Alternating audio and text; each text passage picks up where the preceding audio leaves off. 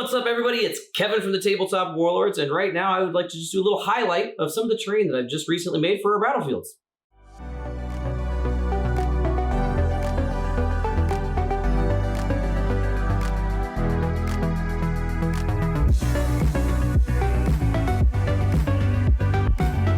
Now, these data cores were incredibly easy to produce. I actually built them in a single afternoon, so you could actually even probably spend more time and make them look even better. But let's take a good look at it.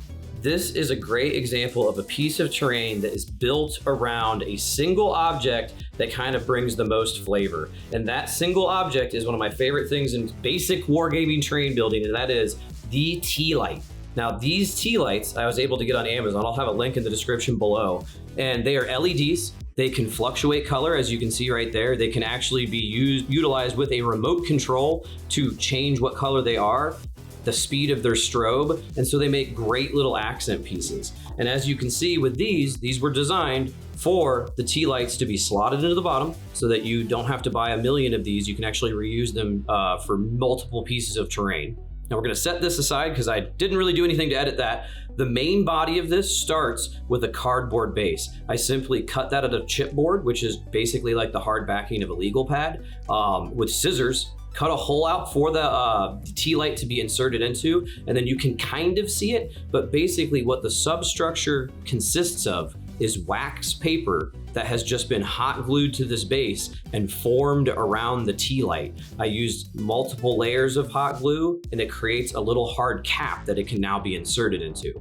Now the top of it is incredibly simple. You can almost, I'm certain, tell what this main body is. This is simply just a medicine bottle that has been cut at an angle and glued to the top of that cap created by the hot glue. It's translucent, so the light actually beams right through. And then the cap has just been removed from the top, flipped upside down, and glued to the bottom. And then to make it look like there's just some more random junk, because that's what I was going for, I have pieces of granny grating, just random extra sprue bits, and then rocks. Now, to create the dirt, I simply took filler, which is activated by water, and put that on so that it gives it a nice smooth kind of look as opposed to all that jagged hot glue. And that's really it. After that, I did a very, very simple paint job that only took a few moments.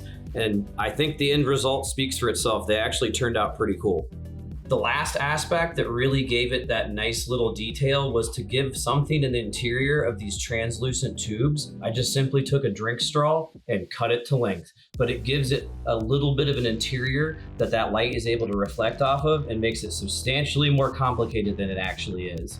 Now, these could be used for any war game, really, as, like I said, objective markers, or if you're trying to make your battlefield look really sweet, they could be something in the background, a piece of scatter, or a main piece of terrain that everybody's fighting over. Well, I hope you liked this terrain highlight, and if you did, make sure to like this video and share it with anybody else you might think would enjoy it as well. And while you're at it, subscribe to the channel and make sure you have notifications enabled so you can see when new content is dropped. If you would like to see any of this cool terrain in action, check out our battle reports right over here. And make sure to join our Patreon community so that you can help support the growth of this channel.